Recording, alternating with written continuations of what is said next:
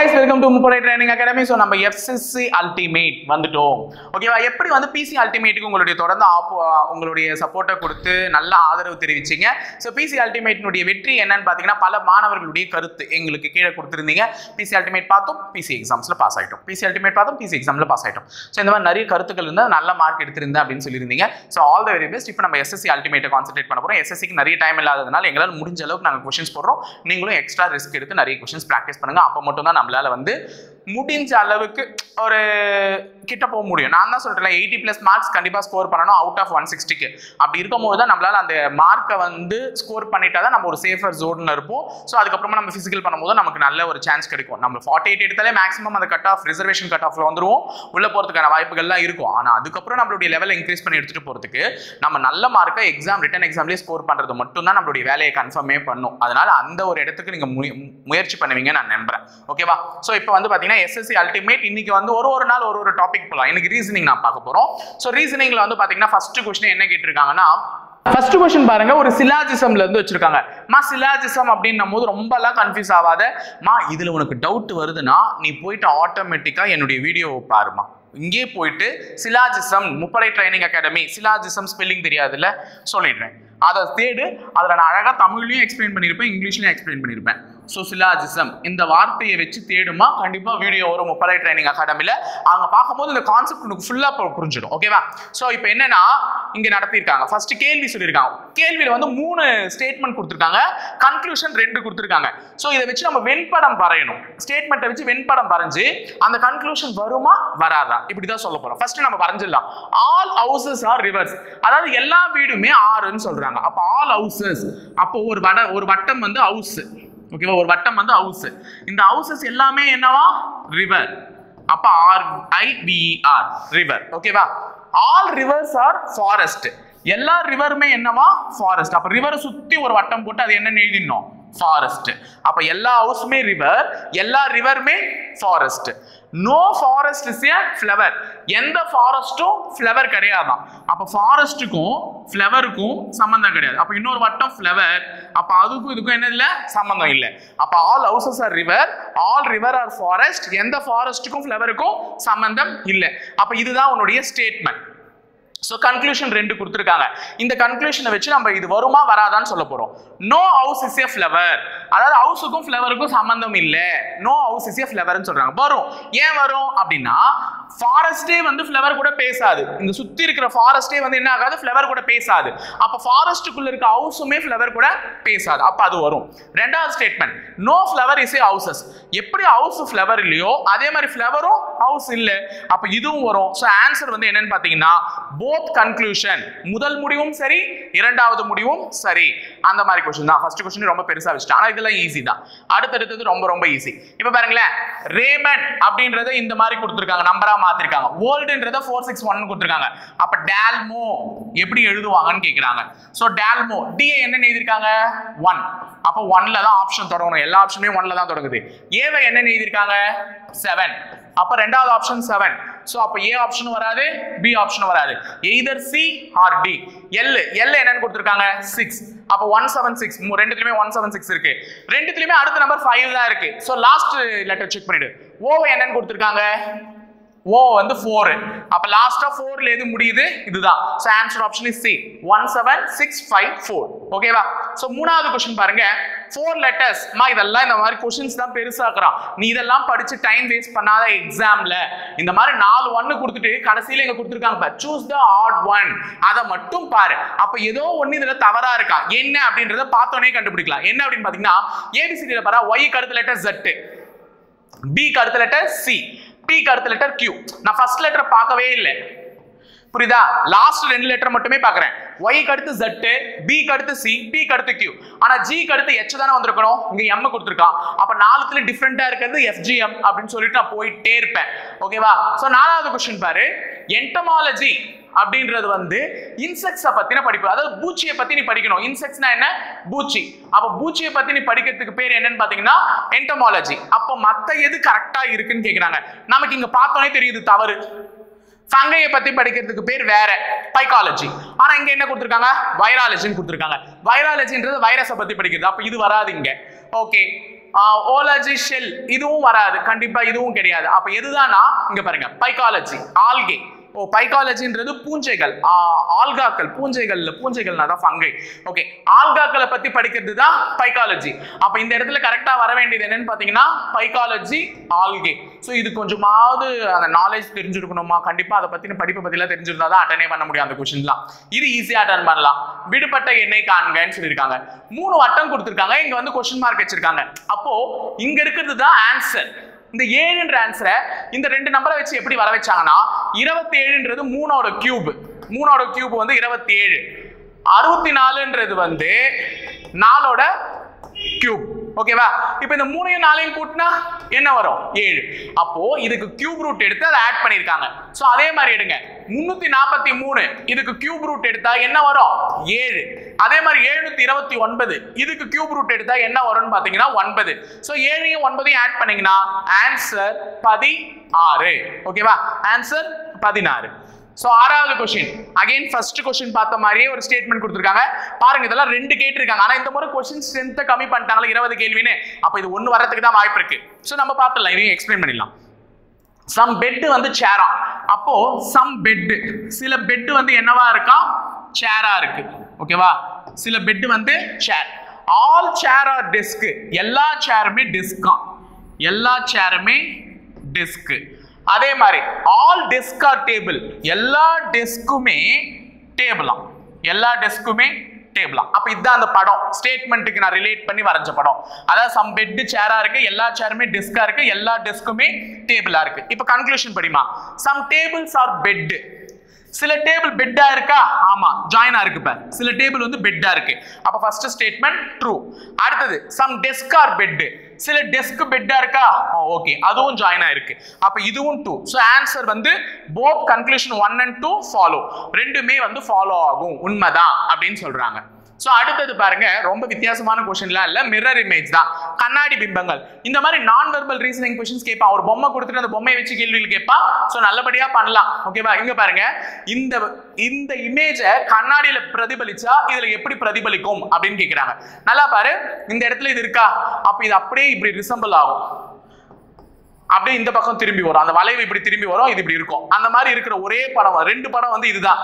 அப்ப பியும் வராது, டியும் வராது. இது ரெண்டுத்துல எதுடா கரெக்டா வரும் அப்படின்னு பாத்தீங்கன்னா ரெண்டுமே ஏறத்தாழ சேமா இருக்கும். ஆனா இந்த கருப்பு புள்ளி இருக்கு பார், அந்த கருப்பு புள்ளியில வச்சுதான் நமக்கு ஆப்பே வச்சிருக்காங்க. சோ இந்த கருப்பு புள்ளி இதுல மேல இருக்கு. சோ கண்ணாடியில பிரதிபலிச்சா அது கீழவே தான் தெரியுமே தவிர மேல தெரியாது. அப்ப சியும் வராது. Answer option is a. ஓகேவா? சோ அடுத்தது 8வது क्वेश्चन. 8வது क्वेश्चन வந்து எல்லாருக்குமே தெரியும். பிசி அல்டிமேட்டா ஃபாலோ பண்ணவங்களுக்கு இந்த क्वेश्चन பார்த்தா தெரியாதா? இத அதுவா மாத்த, அதை இதுவா மாத்தன்னு சொல்றான். சோ ஈக்குவேஷன் ஃபர்ஸ்ட் எழுதிருங்க. 16 பிளஸ் என்னவா மாத்த சொல்றாங்கமா? பிளஸ் டிவிஷனா மாத்த சொல்றாங்க. அப்ப டிவைடட் 4 மைனஸ் என்னவா மாத்த சொல்றாங்க? பெருக்கல், பெருக்கல் 2 டிவிஷன் என்னவா மாத்த சொல்றாங்க? கூட்டல், கூட்டல் 3 பெருக்கல், அப்போ மைனஸ் 5. இதுதான் என்னன்னு கேக்குறாங்க. டக்கு டக்குன்னு போலாமா? 16 4ஆல வடிச்சா 4. ஓகேவா? இத நான் சுருக்குனேன். 16 4ஆல அடிச்சா 4 * 2 + 3 - 5. 4 2 8. 8 + 3 - 5. 8யும் 3யும் கூட்டினா 11. 11ல 5 போச்சுனா 6. So answer B option 6. ஓகேவாமா? சோ 8வது क्वेश्चन முடிஞ்சிச்சு. 9வது क्वेश्चन வெண்படம் சூஸ் பண்ண சொல்றாங்க. ஓகேவா? எதுக்கான வெண்படத்தை கேக்குறாங்கன்றத ஃபர்ஸ்ட் லிசன் பண்ணிக்கோங்க. Planets, earth, Sun.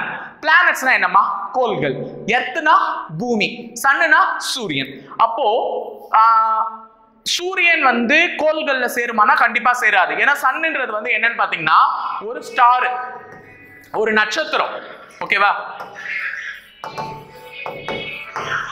சன் வந்து என்னன்னு பாத்தீங்கன்னா ஒரு ஸ்டார், அது ஒரு நட்சத்திரம். ஆனா பிளானட் எர்த்னு கொடுக்குறாங்கல்ல, நல்லா லிசன் பண்ணிக்கோங்க. எர்த் வந்து ஒரு பிளானட். சன்னை சுத்தி வந்து சூரிய குடும்பம்னு ஒன்று சுத்திட்டு இருக்கும். அதாவது 8 கோள்கள் இருக்கு. முதல்ல 9 கோள்கள் இருந்தது. 9 கோள்கள்ல நம்ம ப்ளூட்டோவை மட்டும் என்ன பண்ணிட்டோம்? டுவார்ஃப் பிளானட், அதாவது டுவார்ஃப் பிளானட், சிக்குள்ள கோள் அப்படின்னு சொல்லிட்டு ரிமூவ் பண்ணிட்டாங்க. ரிமைனிங் இருக்கிறது எல்லாமே இப்போ 8 கோள்கள் சுத்திக்கிட்டு இருக்கு சன்னை சுத்தி. அப்போ சூரிய குடும்பத்தின் தலைவன் தான் இந்த சன்னு.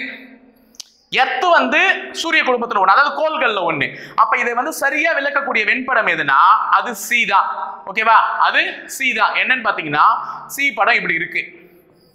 ஓகேவா? இதுல ஒரு வட்டம் என்னன்னு பாத்தீங்கன்னா எர்த். இந்த உள்ள இருக்கிற வட்டம் என்ன? எர்த். வெளியில இருக்கிற வட்டம் என்ன? பிளானட்ஸ். இங்க தனியா இருக்கிறது என்ன? சன். ஏன்னா சன் சூரிய குடும்பத்துல இருந்து ஒதுங்கி வந்துரும், எர்த் வந்து பிளானட்ஸ்ல சேரும். அதனால அதை சரியா விளக்கக்கூடிய வெண்படம் சி. ஓகே, இங்க பாருங்க, இது ஒரு क्वेश्चन கொடுத்திருக்காங்க. யோசிச்சு பாருங்களேன். யோசி யோசி யோசி யோசி எப்படி பதில் சொல்றேன்றதை யோசி. இதுக்கு நான் ரெண்டு லாஜிக் நான் கண்டுபிடிச்சேன். ஒரு லாஜிக் ரொம்ப சிம்பிளான லாஜிக், ஒரு லாஜிக் இன்னொன்று கொஞ்சம் யோசிச்சு டெக்னிக்கலா யோசிக்கிற லாஜிக். ஃபர்ஸ்ட் நானே அந்த கஷ்டமான லாஜிக் யோசிச்சுட்டேன். ஏன்னா நமக்குலாம் கொஸ்டினை வந்து சப்பையாவே பார்க்க தோணல. இப்பெல்லாம் நிறைய ப்ராக்டிஸ் பண்ணிட்டதுனால இப்படி இருக்குமோ அப்படி இருக்குமோன்னு யோசிக்கிறோம். ஆனால் லாஜிக் வந்து உண்மையிலேயே ரொம்ப சப்பை. இன்னொரு லாஜிக் வந்து அதையும் கண்டுபிடிச்சேன். ஓகே, பார்க்கலாமா? இது நாலுத்துல எது ஹார்ட் மேன் அவுட்? நமக்கு லாஸ்ட் இந்த क्वेश्चनல இருக்கக்கூடிய இந்த வார்த்தை தான் முக்கியம். சூஸ் தி ஹார்ட் மேன் அவுட்னு சொல்லிருக்காங்க. அதனால இது ஏதோ ஒன்று தவறா இருக்கு, அதை நான் கண்டுபிடிக்க போறேன். சோ சொல்லு பார்க்கலாம் டக்குன்னு. எதுன்றதை நீ என்னத்தை கமெண்ட் பாக்ஸ்ல பண்ணிருப்பேன்னு நினைக்கிறேன். இங்க 14 13 இருக்கு, 11 14 இருக்கு, 13 12 இருக்கு, 8 17 இருக்கு. சோ டிஃபரன்ஸ் வச்சு இங்க கணக்கு கண்டிப்பா எடுத்துட்டு வரல. என்ன பண்ணிருக்கானா 14ஐயும் 13ஐயும் கூட்டுங்க. 14ஐயும் 13ஐயும் கூட்டினா 27. 13ஐயும் 12ஐயும் கூட்டினா 25. 17ஐயும் 8ஐயும் கூட்டினா 25. 11ஐயும் 14ஐயும் கூட்டினா 25. சோ இது எல்லாமே கூடுதல் 25 வருது. இதோட கூடுதல் மட்டும் தான் 25 வரல. அதனால வெளியே போறது யாரு? 14 13. இன்னொரு லாஜிக்கும் இருக்கு. நான் என்ன சொல்றேன்றதை கவனிச்சுக்கோ. இன்னொரு லாஜிக் நான் எப்படி கண்டுபிடிச்சேன் ஃபர்ஸ்ட்னா, டீன் ஏஜ் அப்படின்னு சொல்லுவாங்க. டீன் ஏஜ்னு சொல்லுவாங்க. இப்ப நீ வளரும் பருவத்தில் இருக்க, இந்த வயசுல நீ எடுக்கிற முடிவு சரியானது இல்ல. இது வந்து நீ லவ் பண்றேன்னு நினைச்சிட்டு இருக்க. இட்ஸ் நாட் லவ், இன்ஃபாக்சினேஷன் அப்படின்னு சொல்லுவாங்க. லவ் இல்லை, இது ஒரு அட்ராக்ஷன் அவங்க மேல வச்சுட்டு இருக்குது. அது டீனேஜ்ல வரக்கூடிய தடுமாற்றம் அப்படின்னு சொல்லுவாங்க. அந்த டீனேஜ்னு ஏமா சொல்றாங்க அப்படின்னு பாத்தீங்கன்னா, 13 வயசுல இருந்து 19 வயசு வரையும் தான் டீனேஜ். ஏன்னா 13 14 15 16 17 18 19 அந்த மாதிரி டீன் முடியறதுனால தான் அதை டீனேஜ்னு சொல்றாங்க. சோ இங்க நான் என்ன இது வச்சுனா, இது மட்டும் தான் ரெண்டு டீனேஜ் காம்பினேஷன் உள்ள ஒரு இது 14 13. ஆனா இதுல 11 ஒன்னு இருக்கு, 14 ஒன்னு இருக்கு, இதுல 13 ஒன்னு இருக்கு, 12 ஒன்னு இருக்கு, இதுல 8 ஒன்னு இருக்கு, 17 ஒன்னு இருக்கு. சோ டீனேஜ் காம்பினேஷன்ல இருக்கக்கூடிய அந்த ரெண்டுமே நான் யோசிச்சேன். சோ ரொம்ப விசித்திரமா யோசிக்கிறேன். நான் மைனஸ்லாம் பண்ணி பார்த்தேன் வரலன்ட்டு. அதுக்கப்புறம் 25ன்றதே ஒரு கூட்டுத்தொகை வந்துச்சு. ஓகேவா? சோ 11th क्वेश्चन இந்த சீரியஸை ஃபில் பண்ண ABCD எல்லாரும் ஃபில் பண்ணிருப்பீங்க. J க்கு அடுத்து என்ன எழுதிருக்காங்கன்னா KLMN நாலாவது லெட்டர் எழுதிருக்காங்க. N க்கு அடுத்து R னா OPQR நாலாவது லெட்டர். R க்கு அடுத்து V னா STUV நாலாவது லெட்டர். அப்ப V க்கு அடுத்து நாலாவது letter WXYZ. So answer option is B. ஓகேவா? So 11th question is also over. And then 12th question. 12th question வந்து பாத்தீங்கன்னா ஒரு கம்பேரிசன் ஆர்டரிங்னு சொல்லுவாங்க. நல்ல ஞாபகம் வச்சுக்கோங்க. கொஞ்சம் क्वेश्चन இது நம்ம கூட கேட்டதுதான். தமிழ்ல இருந்தா ஈஸியா போட்டுருவீங்க. இது இங்கிலீஷ்ல இருக்கு, அவ்வளவுதான். ஃபர்ஸ்ட் என்ன சொல்றாங்க பாரு. அனில்னு ஒரு பையன். Anil is taller than Sunny. ஓகேவா? பேரை ஒழுங்கா படிங்க. அது Sunny. Anil is taller than Sunny who is shorter than baby. ஓகேவா? இந்த who அப்படின்ற வார்த்தை வந்துச்சுன்னா இங்கிலீஷை பொறுத்தவரையும் யார் பக்கத்துல அந்த whoன்ற வார்த்தை வருதோ அதுக்கு முன்னாடி இருக்கிற நபரை தான் அது குறிக்குது. அப்ப அந்த who யாரை குறிக்குது? சன்னியை தான் குறிக்குது. அப்ப அனில்ன்ற ஒரு பையன் சன்னியை விட டாலரா இருப்பானா? அனில்ன்ற ஒரு பையன் யாரை விட டாலர்? சன்னியை விட டாலர். அப்ப இவனை விட இவன் பெருசா இருப்பான், ஹைட் அதிகமா. அந்த சன்னி who is சன்னினா அவன், who is shorter than baby. இந்த சன்னி யாரை விட குள்ளமா இருப்பானா? பேபியை விட குள்ளமா இருப்பானா? அப்ப பேபி தான் பெரியவன். புரியுதா? பேபி தான் பெரியவன். who is shorter than baby. அப்ப பேபியை விட சன்னி குள்ளம், அனிலை விடவும் சன்னி குள்ளம். அப்ப கூற்று ஃபர்ஸ்ட் ஸ்டேட்மெண்ட் படி என்ன புரியுதுன்னா, சன்னியை விட தான் ரெண்டு பேருமே ஹைட் அப்படின்னு புரியுது. ஓகே, அடுத்தது Anil is taller than Bose who is shorter than Sunny. அனில்ன்றவன் போஸை விட டாலரா. நல்ல ஞாபகம் வச்சுக்கோங்க. அனில் வந்து வேற யாரை விட டாலரா? போஸை விடவும் டாலரா. ஆனா இந்த போஸ் இருக்கான் பாரு, அந்த போஸ் பக்கத்துல தான் who இருக்கு. அப்ப அந்த who யாரை குறிக்குது? போஸை குறிக்குது. போஸ் இஸ் ஷார்ட்டர் தென் சன்னி. இந்த போஸ் யாரை விட குள்ளமா இருப்பானா? சன்னியை விட குள்ளமா இருப்பானா? சன்னியை விட குள்ளமா இருப்பானா? இப்ப கூற்று ஒத்துக்குச்சா? போஸை விடவும் அனில் பெரியவன், சன்னியை விடவும் அனில் பெரியவன். ஆனா சன்னியை விட போஸ் சின்னவன். அப்ப இவங்க மூணு பேரும் இப்படி வந்திருப்பாங்க.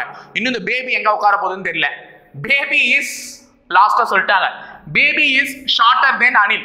அனிலை விடவும் பேபி ஷார்ட்டரா. அப்ப ஃபர்ஸ்ட் அனில் வருவான், அனிலுக்கு அடுத்து பேபி வருவா, பேபிக்கு அடுத்து சன்னி, சன்னிக்கு அடுத்துதான் போஸ். எப்படி சார் அலைன் பண்ணீங்கன்னா தெரியுது இல்ல? அனிலை விடவும் பேபி ஷார்ட்டர், ஆனா பேபி வந்து சன்னியை விடவும் ஹை டாலர் அப்படின்னும் போது இந்த ஆர்டர்ல தான் வருவாங்க. அப்ப A B S B.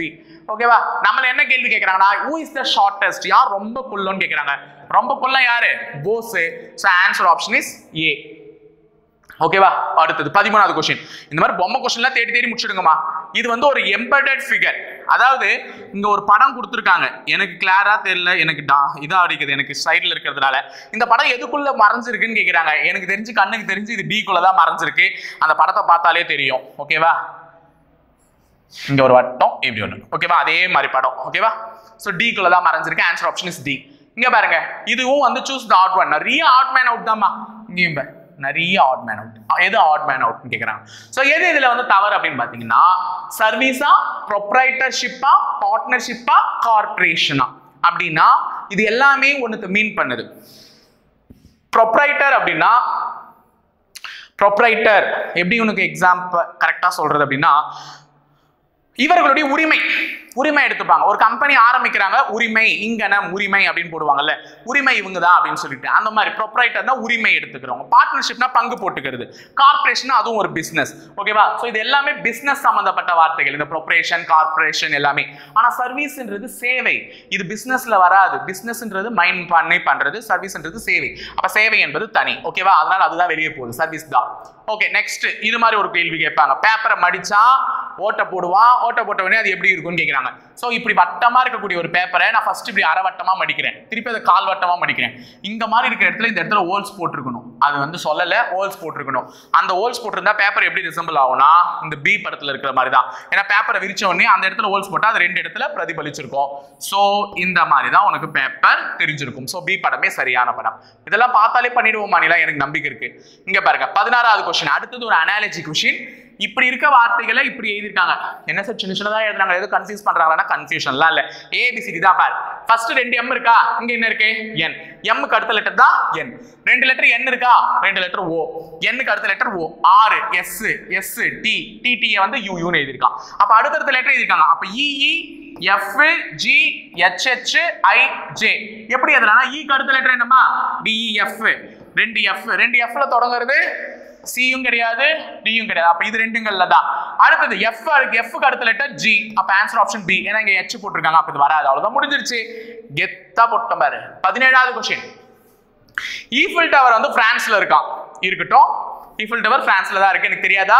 அதே மாதிரி வேற எது அந்த மாதிரி கரெக்டா இருக்கு அப்படின்னு கேக்குறாங்க. சோ எது கரெக்டா இருக்குன்னா நம்ம கண்ணுக்கு தெரிஞ்சு சி ஆப்ஷனே ரொம்ப கரெக்டா இருக்குன்னா தாஜ்மஹால். ஏன்னா ஈஃபில் டவரும் ஒரு உலக அதிசயம், தாஜ்மஹாலும் ஒரு உலக அதிசயம். ஸ்டாச்சு ஆஃப் லிபர்ட்டி வந்து அமெரிக்கால இருக்கு, கரெக்டா? ஆமா தானே, ஆஸ்திரேலியா கிடையாது. தாஜ்மஹால் இந்தியாவில் இருக்கு, அதனால இதுதான் சரி. சோ இந்த 2 டேஷை ஃபில் பண்ற ஆப்ஷன் வந்து சி ஆப்ஷன். அடுத்தது 18வது question. A B C D E F G H are sitting around a circular facing the center. அப்ப இவங்க வந்து ஒரு சர்க்குலர் டேபிள்ல இருக்காங்களாமா, ஒரு வட்ட டேபிள்ல இருக்காங்க. எத்தனை பேரு? A B C D E F G 7 பேர். அப்ப 7 சீட் போட்டுக்கோ. 3 4 5 6 7 சீட் போட்டேன். Okay. D is third to the left of A. D is third to the left of A. நல்லா ஞாபகம் வச்சுக்கோங்க. இந்த who வருதுன்னா அந்த who வந்து இவனை மீன் பண்ணுது. ஓகேவா? நான் அப்பயே சொல்லிட்டேன். who யார் பக்கத்துல இருக்கோ அவனுக்கு முன்னாடி இருக்கவங்கள தான் அது மீன் பண்ணுது. இப்போ ஃபர்ஸ்ட் இந்த ஸ்டேட்மெண்ட் இது வரையுமே படி. அந்த who வெரி வேணாம், இங்க வரையுமே படி. D is third to the left of A. லெஃப்ட்னா இடது, ரைட்னா வலது. இதுதான் நம்ம கவனிக்க போறோம். அதே மாதிரி தேர்டு, செகண்ட் இதெல்லாம் உனக்கு தெரியாதா? சின்ன குழந்தையா நீ? தேர்டுனா 3, செகண்ட்னா 2 அப்படின்ற அர்த்தம். அப்ப D is third to the left of A னா ஏவினுடைய தமிழ்ல படிங்க. இங்கிலீஷ்ல இப்படி வந்துச்சுன்னா தமிழ்ல இப்படி வரும், அவ்வளவுதான். ஏவினுடைய இடது பக்கத்துல 3வது ஆளு D. தமிழ்ல படிக்கிறதுக்கு கத்து கொடுத்துட்டேனா, ஏவினுடைய இடது பக்கத்துல 3வது ஆளு D. அப்ப ஃபர்ஸ்ட் ஏவை உட்கார வச்சிடு. ஏவை நான் இந்த இடத்துல உட்கார வைக்கிறேன். ஏவுக்கு இடதுக்கு எது? இந்த பக்கம். ஏவினுடைய இடது பக்கத்துல 3வது ஆள் D. 1 2 3. அப்ப D இங்க உட்காருவான். முடிஞ்சிச்சா? அடுத்தது இந்த A ஹூன்னு சொல்லியிருக்காங்கல்ல, அப்ப அது ஏவை மீன் பண்ணுது. அந்த இடத்துல ஏவை போட்டுக்கோ. A is second to the left of F. இந்த F A எப்படி இருப்பானா, F இன் இடது பக்கத்துல 2வது ஆளு A. பின்னாடி இருந்து படிமா, முன்னாடி இருந்து படிச்சா இங்கிலீஷ், பின்னாடி இருந்து படிச்சா தமிழ், அவ்வளவுதான். எஃப்னுடைய இடது, லெஃப்ட்னா இடது, இடது பக்கத்துல செகண்ட்னா 2, ரெண்டாவது ஆளு ஏ. அப்ப ஏ வந்து எஃப்க்கு இடது பக்கத்துல ரெண்டாவது ஆளா இருக்கணுமா? அப்ப எஃப் இந்த இடத்துல போட்டாதான் எஃப்னுடைய இடது பக்கத்துல ரெண்டாவது ஆள் யாரு? ஏ. அப்ப தெளிவா வந்துருச்சா? அப்ப ஏவினுடைய இடது பக்கத்துல மூணாவது ஆள் டி, எஃப்னுடைய இடது பக்கத்துல ரெண்டாவது ஆளு ஏ. அடுத்தது E is not a neighbor of either F or D. E is not a neighbor. நெய்பர்னா யாருமா? பக்கத்து வீட்டுக்காரன். படத்துல எத்தனை படத்துல கேள்விப்பட்டிருக்கோம், உன்னுடைய நெய்பர் அவங்க, உன்னுடைய கசின் அப்படிலாம் கேட்பாங்கல்ல. அவன் நெய்பர்னா பக்கத்து வீட்டுக்காரங்க. அப்ப ஈன்றது யாருடைய பக்கத்துல உட்காரக்கூடாதான்? எஃப் பக்கத்துலயும் உட்காரக்கூடாது, டி பக்கத்துலயும் உட்காரக்கூடாது. அப்ப எஃப் பக்கத்துல இருக்கிற 2 சீட்டு கோவிந்தா. யாருக்கு? ஈக்கு. டி பக்கத்துல இருக்க இந்த சீட்டும் கோவிந்தா. அப்போ இந்த சீட்லயும் ஈ வராது, இந்த சீட்லயும் ஈ வராது, இந்த சீட்லயும் ஈ வரல. நான் ஈ எங்க தான் உட்காரணும்? இந்த இடத்துல தான் உட்காரணும். அடுத்தது இந்த இடத்துல ஒன்று வரணும், ஏதோ மிஸ் பண்ணியிருக்காங்க. சரி ஓகே, நானே சொல்லிடுறேன். Dash is third to the left of பின்னு சொல்றாங்க. பியினுடைய தேர்ட் லெஃப்ட்ல எங்க உட்காந்தா சரியா இருக்கும்? எங்கேயுமே வரலையே. ஓகே, இங்க வருது. ஓகே, பியினுடைய தேர்ட் லெஃப்ட்ல இந்த ஒருத்தரையே நான் சொல்லிடுறேன், யாராவது ஒருத்தர் சொல்றேன். ஜி, ஜின்னு வச்சுக்கோ. G is third to the left of B. பியினுடைய தேர்ட் லெஃப்ட்ல ஜி. அப்ப நான் பி இந்த இடத்துல வேற எங்கேயுமே என்னால செட் பண்ண வைக்க முடியாது. பியினுடைய third left, first second third, இந்த லெஃப்ட்ல தான் ஜி. சோ இதுதான் கரெக்ட் ஆர்டர்ல இருக்கும். அப்ப ரிமைனிங் பி இந்த யாரு?